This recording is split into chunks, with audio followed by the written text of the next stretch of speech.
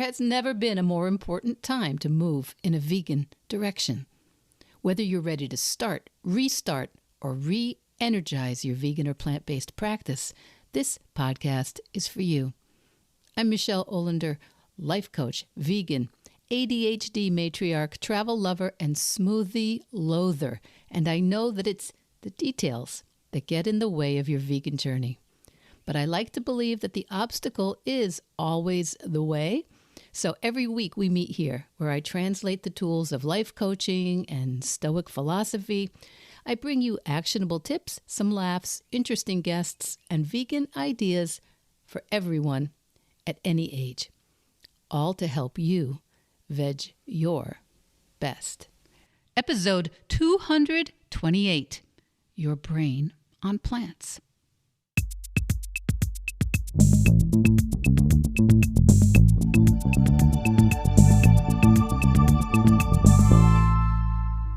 So I read this the other day, kids. You can always edit a bad page, but you can't edit a blank one. You can always edit a bad page, but you can't edit a blank one. I think that is, okay, maybe this speaks to me more than others, but I thought it was such a powerful reminder from an extremely prolific writer, Jodi Picoult, that taking action, even very imperfectly, is so much better than not taking action at all. Now, I only recently heard of Jodi Picoult when a book club that I'm actually not really a member. I'm just kind of tangentially related to the person who runs it. But the book club chose one of Jodi Picoult's books, and I actually don't recommend the specific book, so I'm not going to mention the title here. But she's written tons of others, and I'm sure most of them are great. But I do recommend this quote that I just suddenly ran into of hers. And I was thinking, is that just 100% universal? You know, you learn about something or someone, and then you see it, or you see them, or you hear about it everywhere else. It's reinforced everywhere. It's something that I remember my oldest daughter used to share with my mom. They would save them for each other, things that they learned, new things that they learned, and then would start to see pop up everywhere. And it's actually a feature of the human brain. It's actually a feature of human thought, and it can feel really magical when you experience it, like a new word or a vacation destination that you've never heard of, and then you see one thing and then it's everywhere, or a repair necessary in the house, or in my case, a repair that was necessary on the car that I drove solo down from New England to Florida, never thinking about this particular part of the cooling system, but now I know a lot about it. It's things that you've never ever heard of or experienced, and then it seems like it's everywhere. Well, partially, a good portion of it anyway, is because your brain has a feature, not a bug, but a feature called the RAS, the Reticular Activating System. And I'll go back and forth calling it RAS or Reticular Activating System because I think most people will call it RAS, but it's good to know that it stands for something. And so we'll call it the Reticular Activating System. And the first time that I heard about it was way back, either in the 80s, pretty sure it was in the 80s, pretty sure it was Tony Robbins that mentioned it. And honestly, I did not believe that it was actually a real thing. I thought it was kind of motivational speaker nonsense. And yet, for sure, I could recognize that experience of learning something new, hearing something new, experiencing something new, and then having it show up everywhere. But apparently, it's actual brain science. And this feature, I guess you could call it a gatekeeper in your brain, keeps you from being utterly overwhelmed by noticing literally everything that's coming at you all the time. So what to know about the reticular activating system and what difference does it make to us this week? Well, it plays a really important role in regulating our attention, our consistency and motivation. And when it comes to all sorts of behaviors, the reticular activating system plays a crucial role, a big part of regulating our attention, consistency, and motivation when it comes to all sorts of behaviors. But you don't often hear about the way in which understanding how your brain is working behind the scenes really makes a difference in your ability to adopt or maintain a vegan or plant-based diet. And that's why I'm here. That's why I'm here, to show you all the different ways and strategies and tools that are here for you when you veg your best. Now, I don't know how many different ways I've tried to say it over 226 or 7 consecutive weekly episodes, but how you go vegan, how you change your diet, how you try on a plant-based lifestyle, it's exactly how you do everything, how you do anything that you want to do and that you have a reason to do. But if it's not working and you find yourself stuck, understanding how this part of your brain works, the reticular activating system, it can give you a lot of insight into the challenges and the potential strategies for transitioning to and sustaining a vegan lifestyle, or transitioning to and maintaining any lifestyle that you want. So if you're stuck, this is really important information. So, quick visualization of how the reticular activating system works. The RAS, it's a bundle of nerves located in the brainstem that acts basically as a filter between our senses and our conscious awareness. So, by filtering the information that comes in through all your senses every second of your waking life, the RAS determines which sensory, I guess you'd call them inputs, are most relevant and important to bring to your conscious awareness. And it also, well, this is one I remember, my first experience with understanding the RAS, it also regulates waking. It plays a key role in sleep-wake transition. And the first time that I really experienced this was when I was a small child, spending the night in an old farmhouse in Pasco, Rhode Island with my grandparents. And I wanted to wake up very early to go with my grandfather to the market on a Thursday, I believe it used to be, in Webster, Massachusetts. So my gramp said if I was up, he would take me. Without an alarm clock, I was up, dressed, and ready to go. And even at the time, I could not believe that I had managed to do that.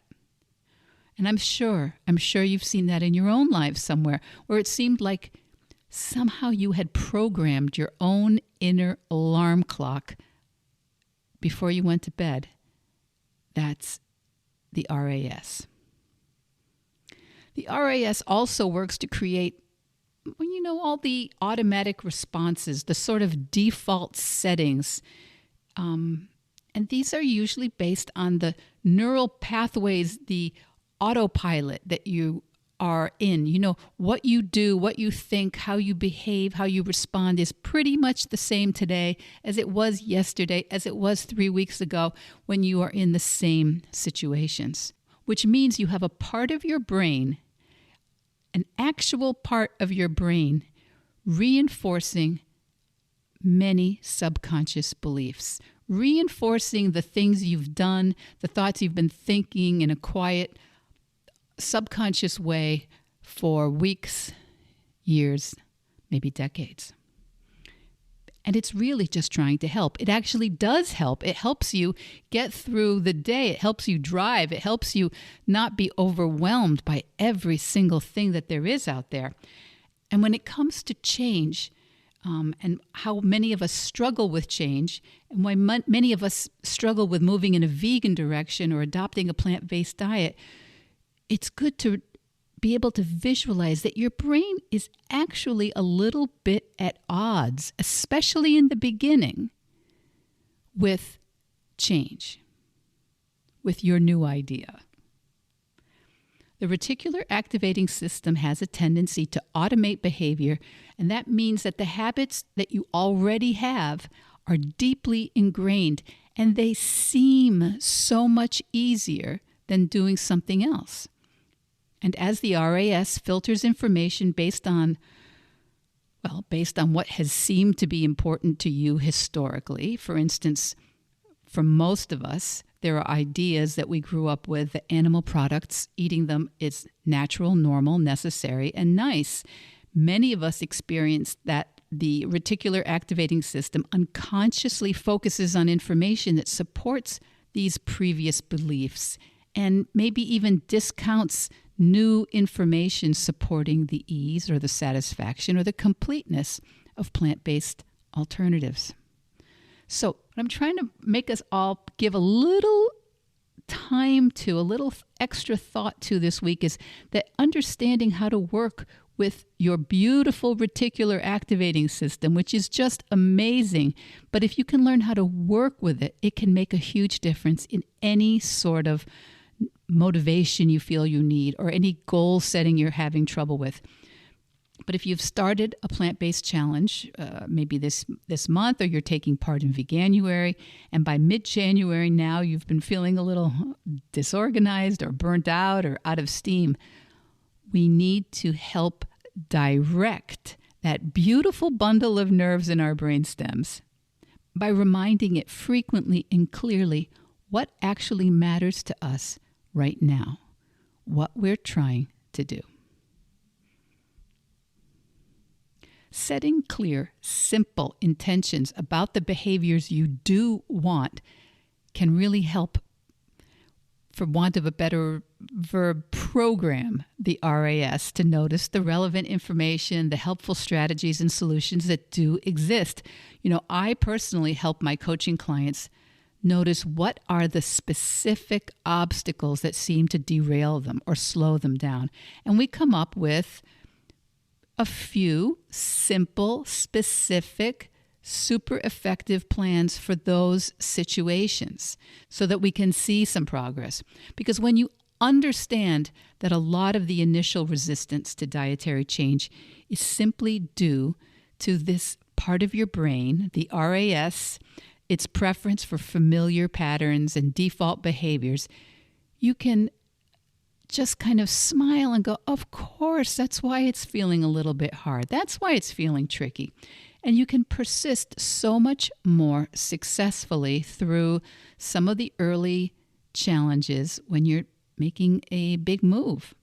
So if you don't want to work with a coach who's used to helping you with all sorts of behavior change, you can still leverage your RAS, your reticular activating system, in any phase of your goal setting, whether you're starting, restarting, or re-energizing your vegan journey. So how do we do it? How do we work with our RAS instead of against it? Gradual change. Slowly introducing plant-based meals and ideas and questions and advocating for ourselves in specific low-stakes situations. This can really help reprogram the RAS over time, and it can make the transition feel much more natural, much less resistance, and also positive reinforcement. We want to focus on the benefits of a vegan lifestyle or a plant-based diet. That can help create more and more positive associations and encourage your RAS to filter in the supportive information about ethics, animal agriculture, about health and wellness and sustainability, or the impact on the climate. Continuing education, and I don't mean a massive course or getting a certification. I just mean continuing a little bit of learning about plant-based nutrition daily or weekly. This can really help address the concerns we may have carried around for decades about potential deficiencies, or just like, why would my mom and doctor have never mentioned it to me when I was growing up if this was such a great idea? So we have that maybe that's been thought many, many times. So I want to introduce with some continuing education why this is really a great idea for some of us. Allow that reticular activating system to focus on solutions rather than the obstacles. Also, this all sounds like mindfulness, doesn't it? Just knowing how many automatic thoughts and behaviors related to food choices are always popping up in our heads. Just knowing that can really help us observe when the RAS is in action. And we can just consciously, in small ways, continue redirecting our focus.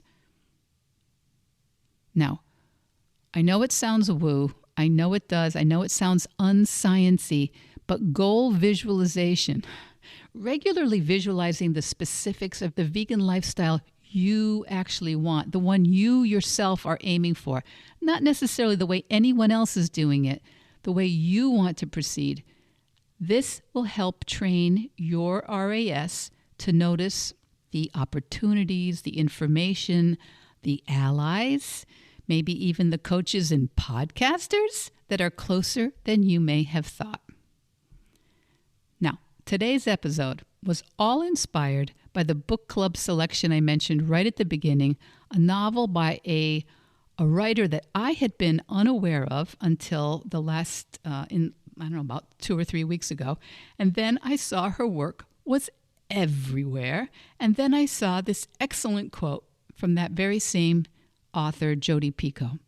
You can always edit a bad page, but you can't edit a blank one. You can always edit a bad page, but you can't edit a blank one. Let's keep this in mind when we're thinking about the reticular activating system, the RAS, that bundle of nerves in your brainstem that's filtering information. You may get things wrong. You may get things messed up. It may feel awkward, but you can edit them. You can always edit. If you're going forward, you can always tweak it. You can always look at it again. You can always try something a little bit different. And for sure, we are going to talk about that. Well, for sure, I'm going to talk about that quote many, many times this year as I teach my reticular activating system to remind me of how I can use these ideas in my business, in my content creation, in this podcast, and in my personal life. How can I be brave enough to do a bad page, be a bad vegan sometimes, be a bad vegan coach once in a while, be a lousy plant-based cook or not a very knowledgeable animal advocate, or do one shaky push-up? How can we get started so that we can get better? Whatever it is, you can just start to veg your best. Veg Your Best podcast production, music, and editing by Charlie Weinshank. Thanks, Charlie. Before you go, it would mean so much to me and the Veg Your Best team if you would hit subscribe, leave us a 5-star review, or share with someone you think might be interested. Something about algorithms, it helps bump us up a little in the rankings, and that's the best way to help others find the podcast and for us to find our audience. So, until next week, make it easy and veg your best.